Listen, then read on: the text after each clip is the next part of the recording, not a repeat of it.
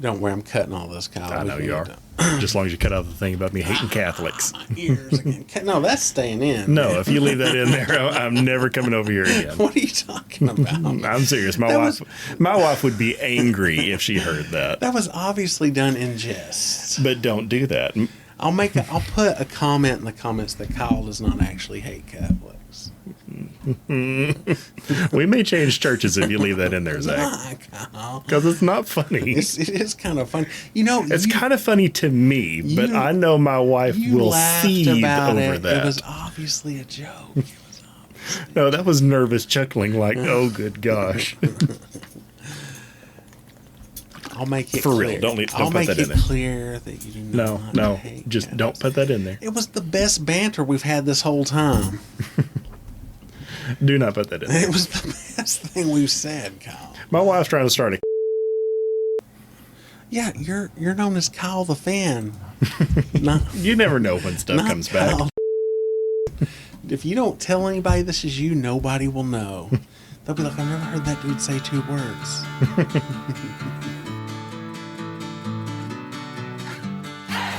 Hello, welcome to Universally Challenged, the podcast where we do cultural criticism from a biblical perspective. We'd like to thank everybody who supported us the last couple months by listening to our podcast and downloading and sharing with friends. We really appreciate it. We really do try hard here to produce 1 episode a week, and of course our goal as always is edification of the church and the spreading of the gospel. Unfortunately this week Scooter wasn't able to join us.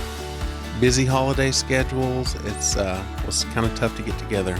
But we wanted to start this year out with a bang, and of course, how could that happen if there wasn't a podcast of Universally Challenged for you to listen to? So fortunately for me, Kyle the Fans volunteered to come in and help me out today.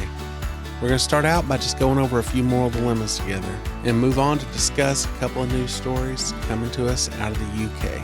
So if you will, please sit back, relax, and ready yourself to be challenged. Today, Kyle volunteered to come in and do some moral dilemmas with us. We needed one of us to lack morals. So I just, I'm not going to say who of us lacks morals, but one of us is going to lack morals in this episode. Now, we may actually kind of try to talk the positives and the negatives of the moral dilemmas, but at the end of the day, we're going to try to give the biblical perspective on what we think is right or wrong. Also, want to talk a little bit about what the plans are this year for the podcast. Ideally, we'll put out 1 episode a week, but I don't know if that's going to happen every week for sure. Sometimes we may have to skip a week, there is vacations and whatnot, but I'll try to give some warning in the previous episode if we're going to skip a week or not. Also, it'd be nice to get some fan feedback. If y'all want to email us, I don't know if you've noticed, but in our show notes, we have our email listed. It's ucpod.ideas@gmail.com. It's pretty simple. If you disagree with us, if you just simply want to make a comment about something that happened on our episode that you either agree with or disagree with, or if we do something that you want to hear more about, just let us know. If there's a news story that you want to hear us talk about, please just let us know. Or maybe even anything in the world of theology, we could make an attempt to give our opinions on that. Anyway, Kyle's yet to say hi, so... Mm-hmm. Hello. Hello, that is Kyle the Fan there for anybody that didn't remember who I was introducing. Okay, so without further ado, we're going to get to some moral dilemmas. Okay, our first moral dilemma. Your friend offers an opportunity to make a great deal of money very quickly. He has arranged you set up an offshore account for your profits. He will not tell you exactly how he's making this money, but you get the impression that it's not exactly legal. He only wants investments of $500 and promises you will have enough from your minimal investment that you will never work again.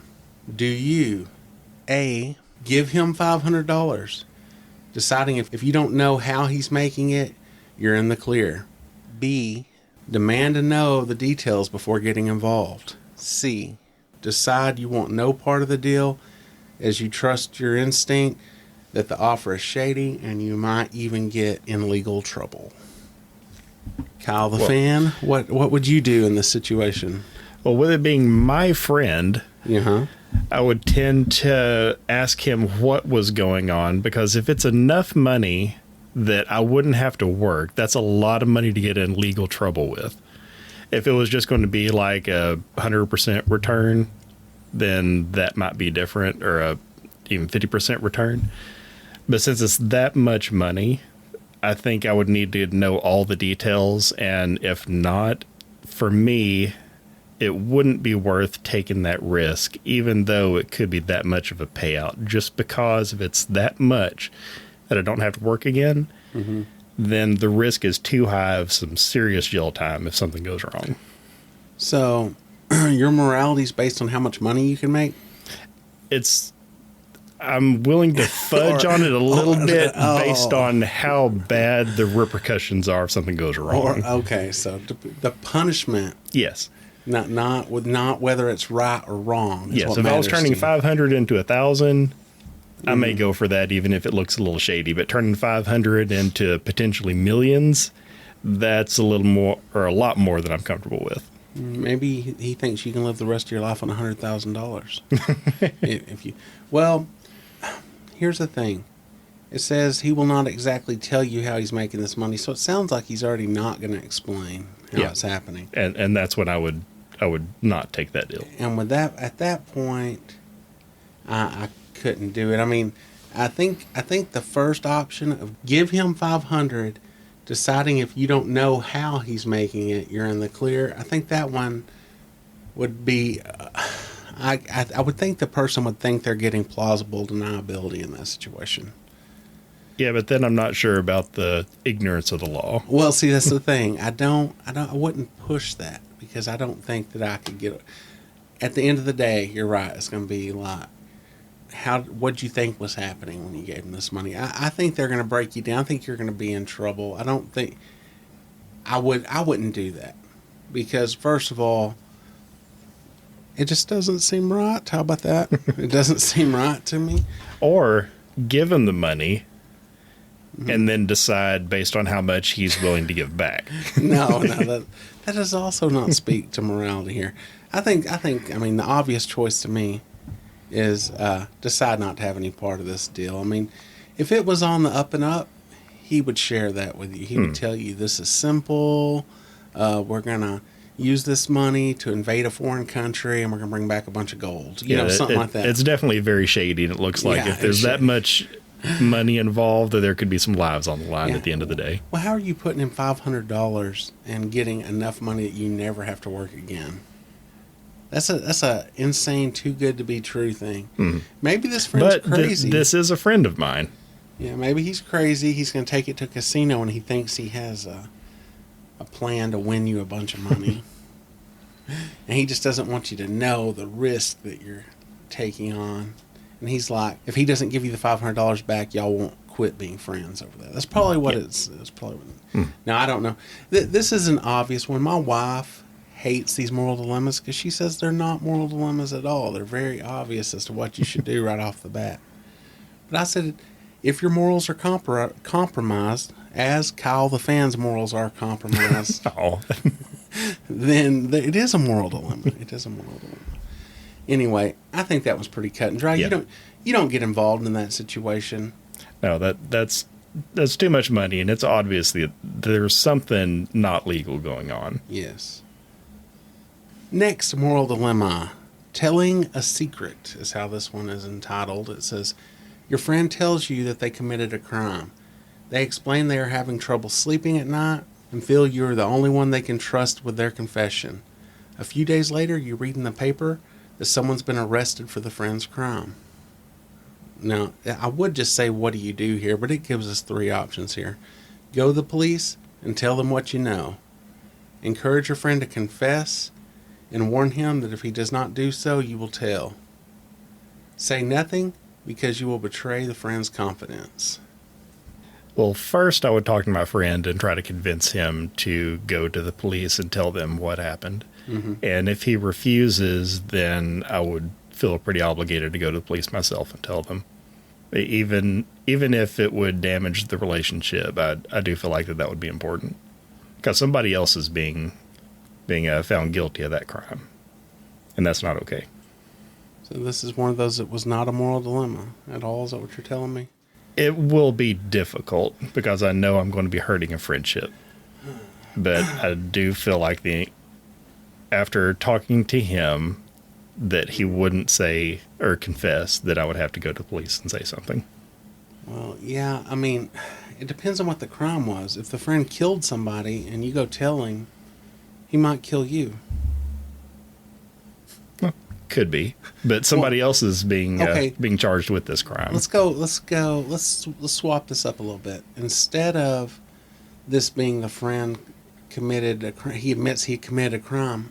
Let's say this is a minor crime, like he graffitied the police station because he was mad because he got pulled over and ticketed or something. I'm not saying that's minor, but it's not. Nobody really got hurt. Yeah, but it did damage city property. I'm not sure if I would go to the police. I would definitely talk to the friend and try and convince them to go to the police and do the right thing. And if after a long time of trying to convince him he doesn't agree to do that, I may just wash my hands of it. But what about the part where somebody else is getting in trouble for this? That changes things. That's something that needs to be fixed. And if the friend won't go fix it himself, I'll have to fix it for him. And you would go and talk to him at this point? Yes, I feel like I would be obligated to do so to make sure the innocent person. Try to get them to do it without turning them in. Mm-hmm. I think that's the best thing. I would hope that most of my friends that I would have surrounding me would not do such a thing to begin with, but I do hope that they would have the morality. Hopefully most of them are Christians, that they would, wouldn't take much urging to go and turn themselves in, especially if someone else will get punished for it. But how about another scenario where the friend comes and tells you he was out, he was with some kind of, rough company, and they got into a fight with each other, and he hit the guy in the head with a bottle, and the guy died, and he ran off. Nobody saw it. Area, no cameras. He didn't mean to do it. This is an actual homicide type situation.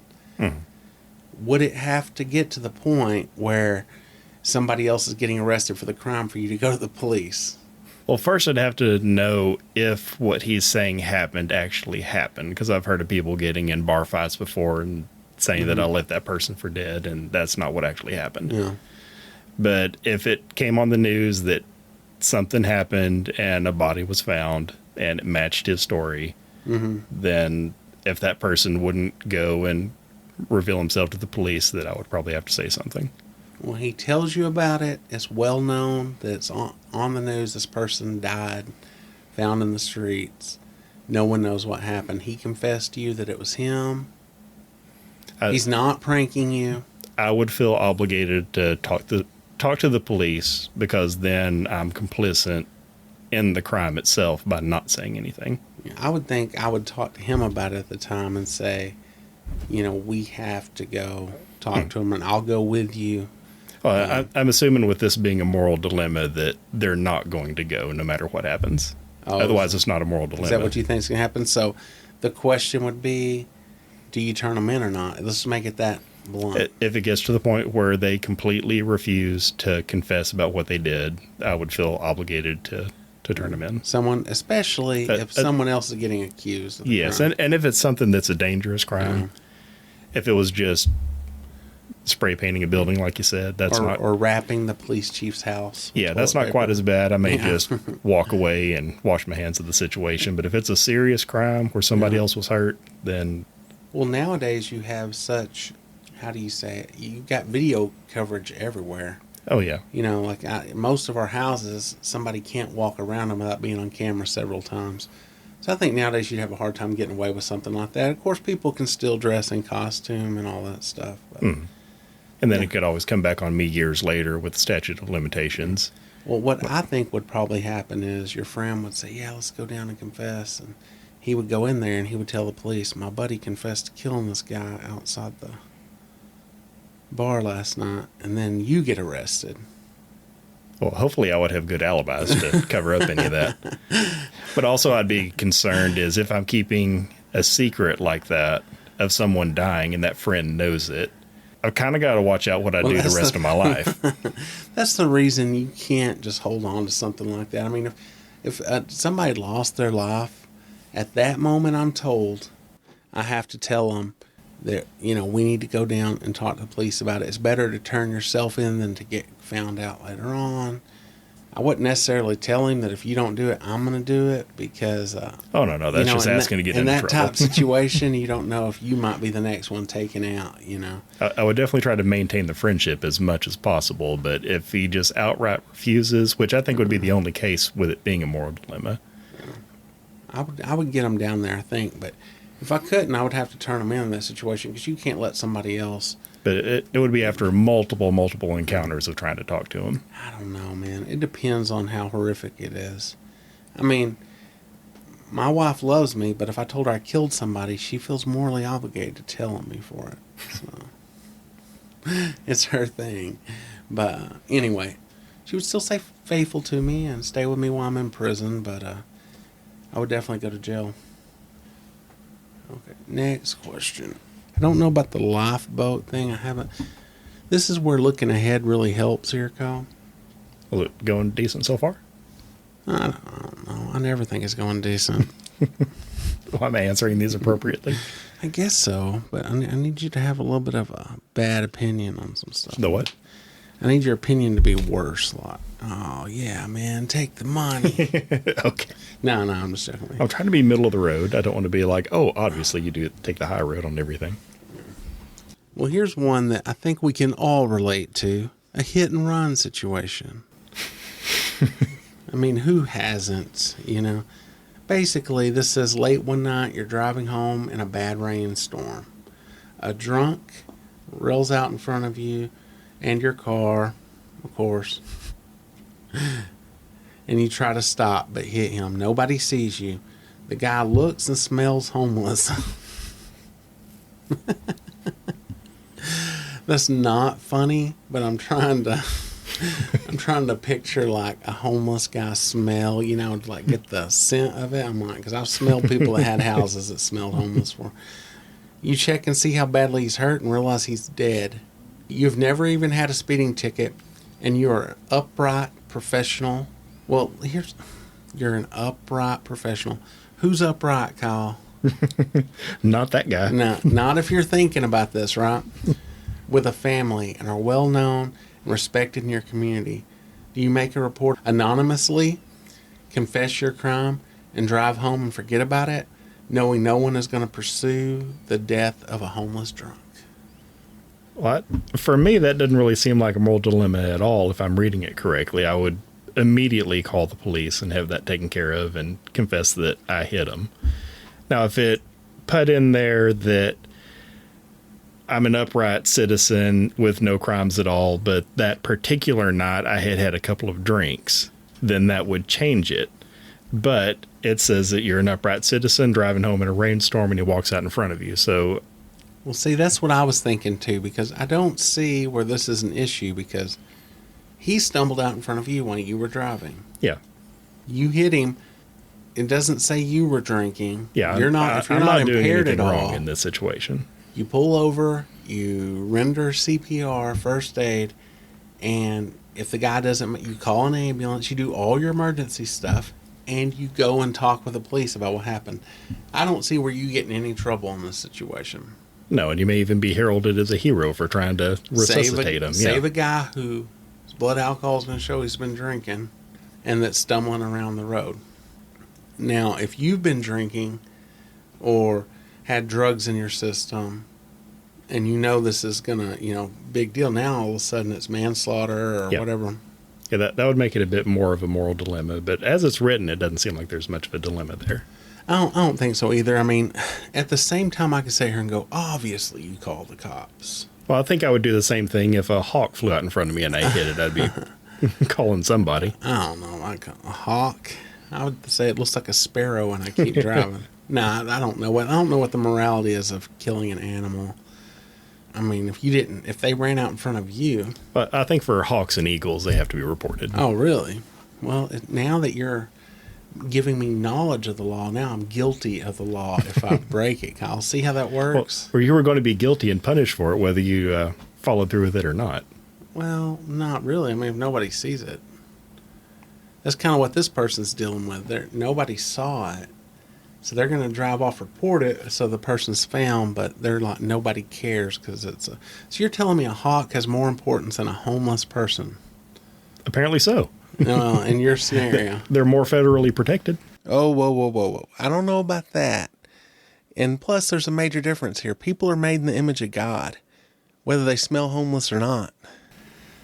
Oh, man. See, this is where we can get back to the biblical perspective because... Before I had knowledge of the law, I was not guilty of the law, right? But now I have knowledge of the law. I see my guilt. I've never hit a hawk or an eagle, by the way. Never, ever. No, me either. But if I did, now I'm held accountable by the law. Okay, that's bad podcasting. Let me keep moving on here. You can always edit that out. Yeah, I can try. I don't know. Let me see here, Kyle. Let's try to find something. I feel like we're going to lose some people with some of those moral dilemmas. Oh, my performance is that bad? No, it's not your performance. I don't know if moral dilemmas alone is interesting enough to listen to. I've been told by my wife they're not. Well, because it's nothing that someone can actually relate to. It's like if you hit moral dilemmas during your workday and you just make a note of it. So I think the problem with these moral dilemmas is, for a Christian, they're not really that difficult to answer the question. I wouldn't think. Now, at the same time, maybe I'd be surprised. Maybe your typical churchgoer would have a problem with some of these issues. And I do think it's easy. It would be painful, but the answer is obvious. Well, I think the answer is obvious. I think being in the situation will be tougher. I think when you're in a situation where nobody knows, integrity kicks in. Do you have the integrity to face the music? Like, you did hit somebody, you killed somebody. That's a serious situation. Mm-hmm. I think the fight or flight instincts are kicking in. Your instincts are usually not very moral. No. They're self-preserving. Yeah. And if you thought, I can peel out of here and no one will ever know, and you feel like you're doing the right thing by letting the police know this person's out there, you might justify to yourself that you did, it was okay what you did. But then once your fight or flight kicks in and you leave the scene, you have committed a crime. Yeah. And then your morality would kick in. And that's us rationally talking about it right here. And it's easy for us to say from a distance to go, this is the correct thing to do. It's very difficult when you're sitting there in that situation and you don't want to. Yeah. It should be more, you hit someone, you panicked, you left. The next morning, what do you do? Ooh, that's an actual moral. Moral dilemma. Moral. Is it right or is it wrong? That's pretty basic, right? I think that's black or white moral dilemma. The problem is, most of us, when we think we're in the right, we're in the gray still. Mm-hmm. It is absolutely wrong what you did. You've already done a wrong, is what you're saying. But you actually went home, you did the wrong, and now you have to think about, what do I do now that I've done the wrong? Mm-hmm. What's the obvious thing? Obvious thing is go turn yourself in. Obvious thing is confess to what you did. Yes.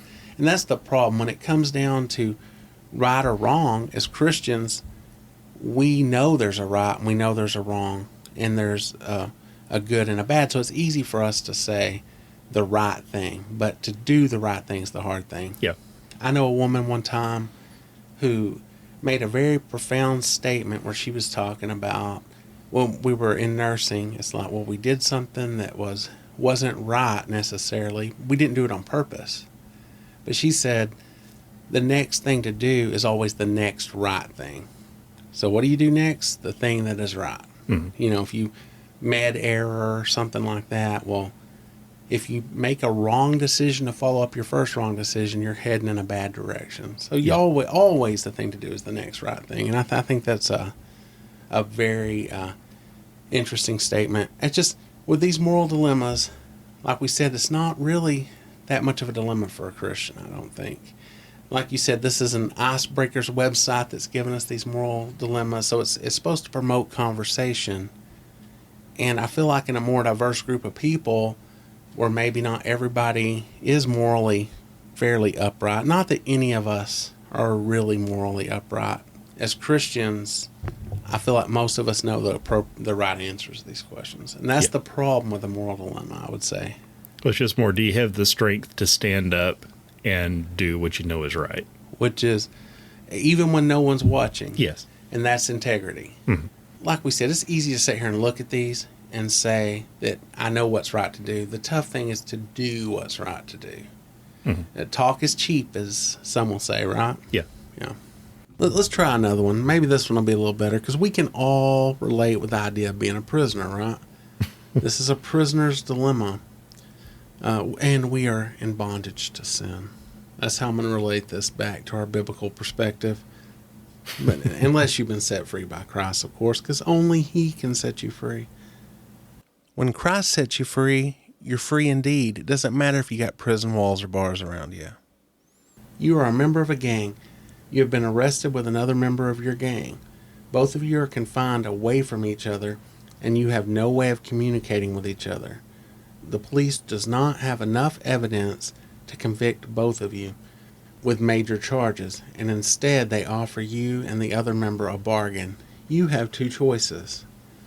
You can remain silent or betray the other member and testify that he has committed the crime. Okay, here's the three outcomes that can come out of that.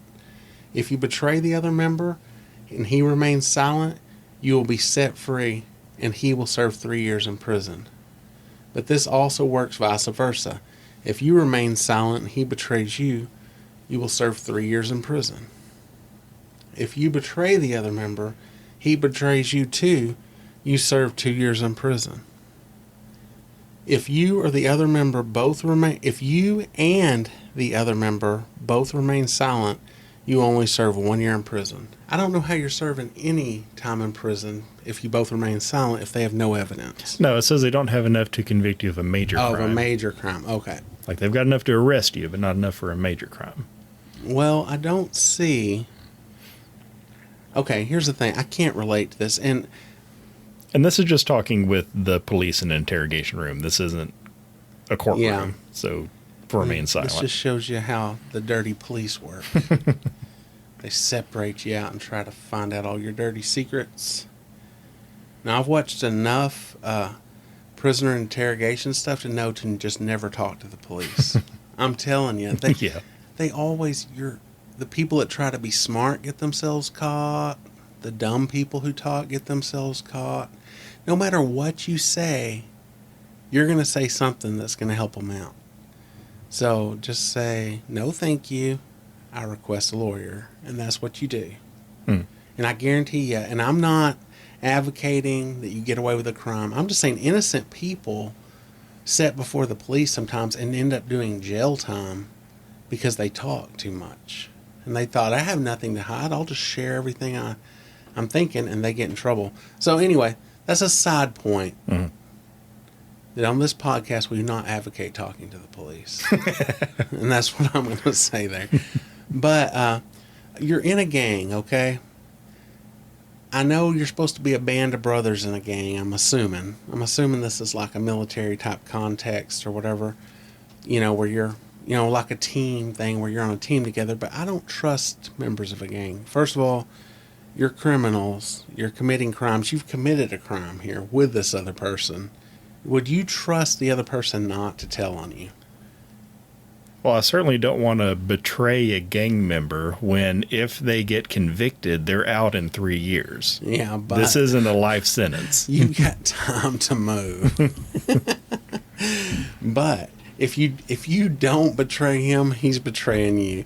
So you're going to go to jail for 3 years. Yeah. If neither of you say anything, you're both still going to do a year in prison. So I think the best case scenario you could do here, and this is just playing a game. This isn't me saying what's right here. I say you telling him, because he's going to tell on you. You do the 2 years. You split it down the middle, Kyle. But it's still 2 years. Worst case scenario is 3 years. That just adds 1 year to it. Yeah. In the worst case scenario. Or you could go free, I mean, you're adding 2 years to what the best possibility would be. So you're either going to get 2 years or no years if you tell on them. No, the lightest is 1 year. No. The first one says you go free. If you betray the other member, he remains silent, you will be set free and he will serve 3 years. Oh, okay. I was reading the last one where you both remain silent. If you tell on him, the worst case scenario is 2 years, the best case scenario is free. If you don't tell on him, best case scenario is 1 year, worst case scenario is 3 years. So I know this doesn't have anything to do with a biblical perspective, but if you're playing the odds, I just don't like the idea of betraying someone. Oh, I don't like that either, but you've already committed a crime. You're a criminal here. Yeah.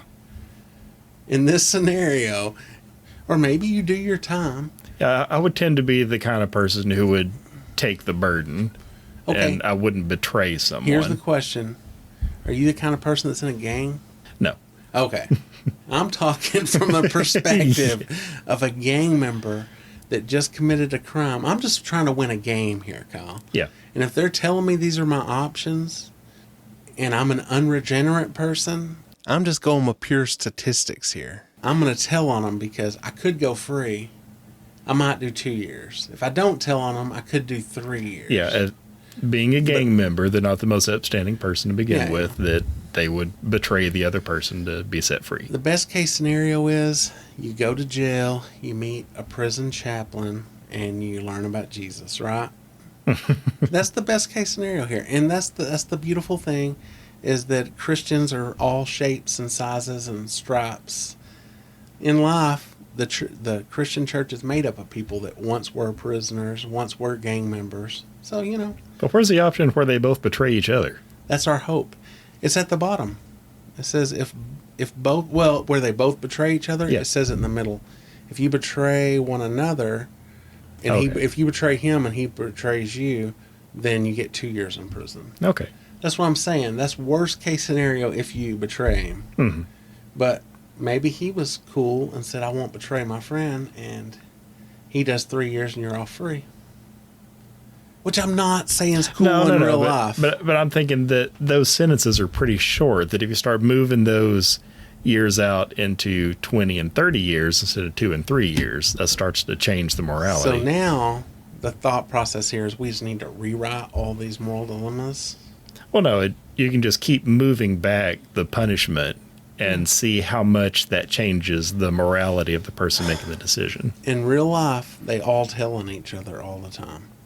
Every now and again, you'll get like a boyfriend and a girlfriend that both like did some horrific thing, murdered somebody most likely, and the guy's thinking the girl won't tell on him, and he's trying to be all, cool, and then the girl's in there like, I didn't know what we were doing.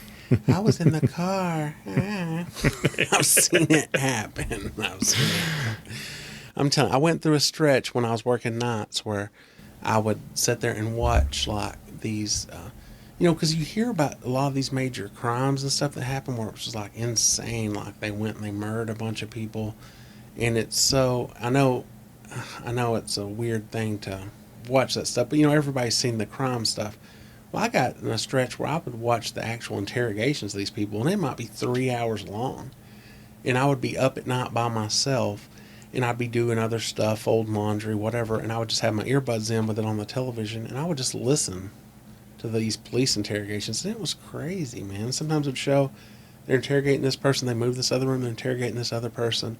That's exactly how it would happen. It'd be like, I didn't know he was going to kill my dad. I thought he was going in to get my puppy. Mm-hmm. No. Because you're cut off from everything else. Yes. It's going to wear you down eventually. Yeah, insane stuff. And then they start coming up with a little bit of information, and they'll go, well, he told us this. Oh, what? He told you. And the police just straight up lie to them about stuff. Mm-hmm. They tell them that they've got information they don't have. They tell them they have evidence they don't have. They tell them somebody didn't really die and they're alive in the hospital and they're waiting for them to talk, things like that. Mm-hmm. And then people start spilling their guts. That's why I say never talk to the police. At the same time, I'm happy they have these tactics because I want murderers off the street. So, Sometimes I feel like I'm the only person who couldn't say, I'm going to call my lawyer because I don't have one. Yeah. Well, How do all these people have lawyers? public defender, Kyle. Are you not listening to your rights that they just read to you? They cannot interrogate you till they read you your rights. And you have the right to representation. I'm just talking about the people on the street that are like, you can talk to my lawyer. Yeah, and they'll be like a sovereign citizen or something. They don't adhere to the laws of our land. They're under the Articles of the Confederate. Have you never heard that before? Yes. You got to watch some of those. Yeah, some of those videos. They're pretty crazy. I think there's an interesting news story I kind of wanted your opinion on. In the UK, it is against. You may have heard about this story. It's against the law to protest outside of like an abortion clinic. Have you heard this? No. Okay, so evidently you can't stand out there and protest. Well, a woman got arrested for praying outside an abortion clinic. She said she was standing out on the sidewalk. It's within so many feet. I do not know the exact law behind it. I'll try to find out. Maybe we'll talk about it again later on. But she's a Catholic woman, which I know you hate Catholics. And, Oh, come on now. I do not have. I have a love for my Catholic.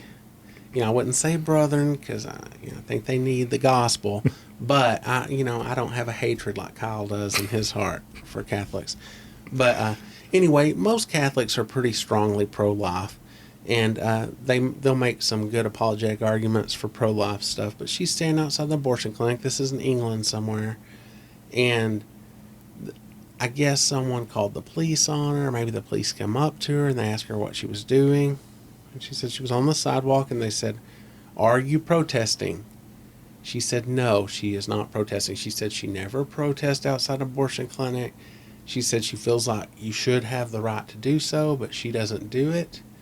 She said she was standing out there on the sidewalk and praying, and they said, "Are you praying?" And she said, "Silently in my head, I am." They arrested her. For that. Well, see, I don't know if they asked her to leave after that. See, I'd have to look up this whole story, but either way, is that not the most ridiculous? It is, but it's easy to look at other countries and apply our laws to them, because I'm not sure what their laws are, because we have the freedom of speech and all the other freedoms that they might not have over there. Mm-hmm. So I don't know if she was breaking the law or not. If she was, then what they did was appropriate if it was within the confines of their law. Okay, do you think that their law, and without looking it up, do you think their law says that thought crime exists?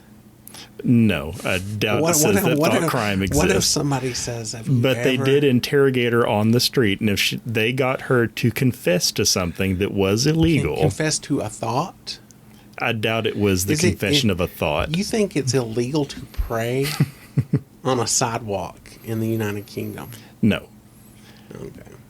That's what. But if they were interrogating her and they were asking her, and if they got her to confess to something that was illegal and they arrested her, I'm sure there's much more to the story than what was presented. Well, no, I watched an interview with her, and I didn't watch it on Fox News. I watched on ABC News. No, that changes things. So it's, it was like in the middle somewhere. I don't know where.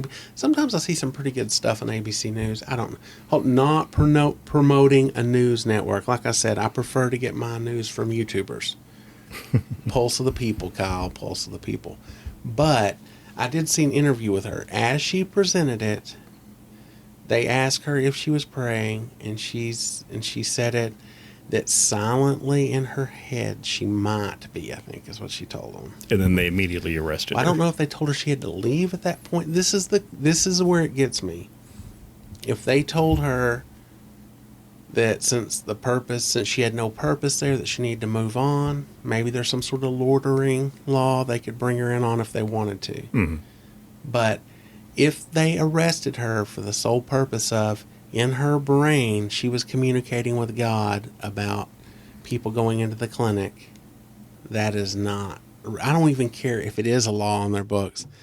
It's not ethical. No, and I agree. Yeah, and you're in this, what are we looking at? 1984 thought crimes. You know what I'm talking Yes. about? It's not even what you're saying or doing. It's what you're thinking.